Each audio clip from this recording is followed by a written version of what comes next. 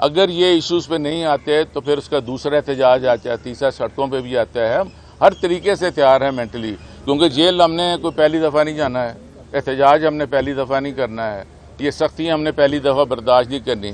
آپ نے دیکھا ہے کہ یہ پولیس اس وقت ٹک ٹاک فورس بنی ہوئی ہے، کیونکہ یہ فارم 47 کی جو پیداوار حکومت ہے یہ بری طرح ناکام ہو گئی ہے، اور یہ کسی وقت بھی میرا خیال ہے یہ سسٹم وائنڈ اپ ہو سکتا ہے.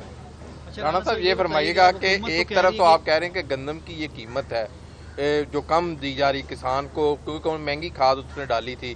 دوسری طرف جو ہے لاہور کے اندر روٹی جو ہے 20 روپے کی جو حکومتی نوٹیفیکیشن ہے، کیا کہیں گے یہ کتنا فرق ہے؟ نہیں جی دیکھیں، میرا خیال ہے کہنے کسی کہیں نہیں ملے گی، یہ آپ کو ملے گی نہیں. اور سب سے افسوسناک بات یہ ہے کہ میں بطور ذمہ دار کہہ رہا ہوں کہ اگر میری 100 ایکڑ زمین میں سے اگر یہ 3 ایکڑ کا باردانہ دیں گے تو میں کیا کروں گا؟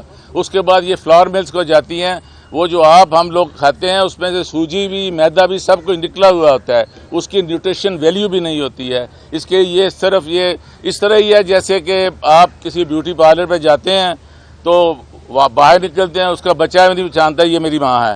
یہ اسی طرح کا یہ میں کہوں گا شو بزنس کر رہے ہیں، اور یہ بری طرح ناکام ہے، ان کا انٹرسٹ کوئی نہیں ہے. آج آپ بھی دیکھیں گے کہ ریکوزیشن ہے، آپ یہاں پر یہ ممبران آئیں، ہماری تجاویز سنیں، ہماری تنقید سنیں.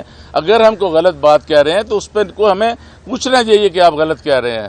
یہ بڑا ہی لمحہ فکری ہے، افسوسناک ہے. ہمارا کام لیجسلیشن ہے، اس پہ ہم نے کوئی توجہ نہیں کر رہے ہیں. تو میری آپ سب سے یہی گزارش ہے کہ آپ ان ایشوز کو، جو ہمارے بنیادی ایشوز ہیں، مہنگائی ہے، بے روزگاری ہے، لاقانونیت ہے، یہ اب ڈیزل پیٹرول کا کر لیا، یہ کرائے بڑھیں گے. اور یہ کبھی آج تک سنا ہے کہ 1 روپیہ کم ہوتا ہے 5 روپے بڑھ جاتے ہیں. 8.5 روپے اگر ڈیزل بڑھا ہے تو ذمہ دار کا ڈیزل بھی قیمت بڑھ جائے گی، کرائے بھی بڑھ جائیں گے اور دکاندار کر لیں گے. یہ ایک بنیادی طور پہ زرعی ملک ہے، آپ اس کسان کو بچائیں، اور یہ بڑا خطرناک ہے. کل کو اس وقت کسان بڑا بفرا ہوا ہے.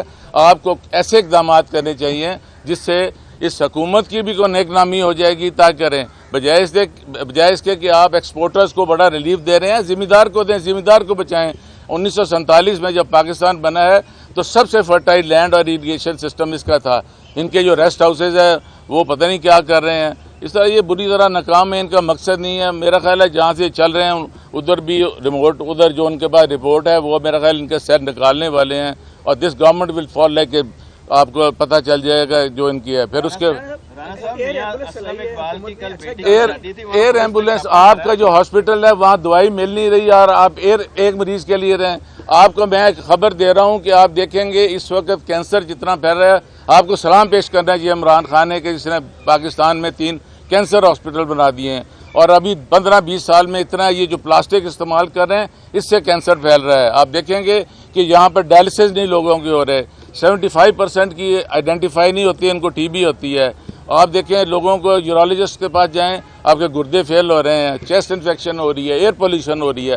اس پہ توجہ نہیں ہے آپ کی. آپ کی توجہ ہے کہ گاڑیاں لے لیں اور یہاں ہوٹل پہ جائیں اور یہاں کڑھائی گوشت کھائیں. اس طرح ملک نہیں چلتے ہیں.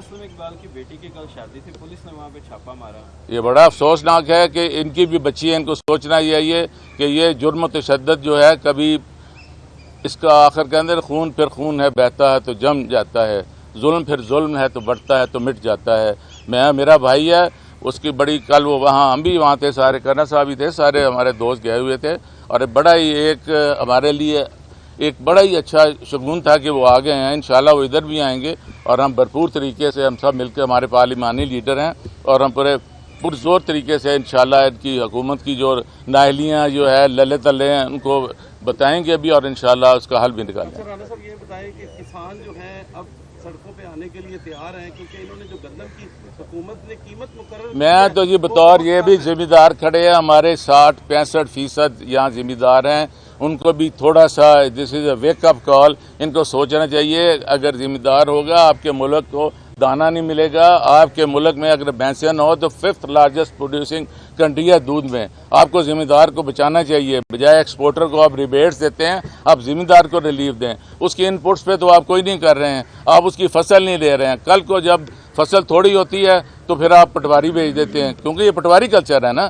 اس لیے میری گزارش یہ ہے کہ ان کو ذمہ دار کو بچانے کے لیے فی الفور اور فوری کرنے چاہیے. یہ نہیں ہے کہ جی یہ اپنی ادھر وزیر اعظم صاحب نے 4 تنخواہیں دے دی ہیں کمرشل بینک سے لون لے کر، تو آپ کیا ادھر نہیں کر سکتے ہیں؟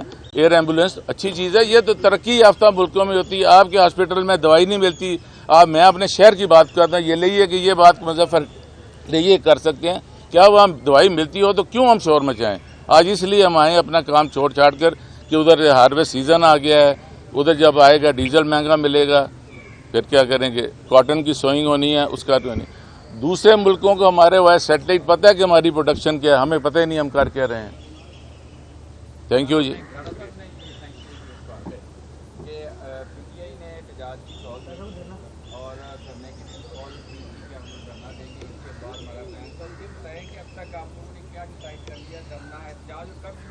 دیکھیں جی، اس کی فیزز ہوتی ہیں احتجاج کی۔ پہلا احتجاج ہے کہ ہم ادھر آئے ہیں اسمبلی میں، یہاں پر ہم اپنے سارے ایشوز اٹھائیں گے۔ اگر یہ ایشوز پہ نہیں آتے تو پھر اس کا دوسرا احتجاج آتا ہے، تیسرا سڑکوں پہ بھی آتا ہے۔ ہم ہر طریقے سے تیار ہیں مینٹلی، کیونکہ جیل ہم نے کوئی پہلی دفعہ نہیں جانا ہے، احتجاج ہم نے پہلی دفعہ نہیں کرنا ہے، یہ سختیاں ہم نے پہلی دفعہ برداشت نہیں کرنی۔ آپ نے دیکھا ہے کہ یہ پولیس کا اب کیا حال ہے اس وقت۔ یہ پولیس اس وقت ٹک ٹاک فورس بنی ہوئی ہے، بجائے اس دے کہ یہ اس کے دیکھیں، میں نے اس دن اسمبلی میں بتایا تھا کہ 1,00,000 کیسز انٹریسڈ ہیں۔ جس معاشرے میں آپ کی کیس کی ٹریس نہیں ہو رہے ہیں تو آپ کیا انصاف دیں گے؟ اور آپ کی جو کنوکشن ریٹ ہے وہ 3% ہے۔ اگر آپ کے سزا نہیں دیں گے تو کیا ہوگا؟ اس لیے بڑی مہربانی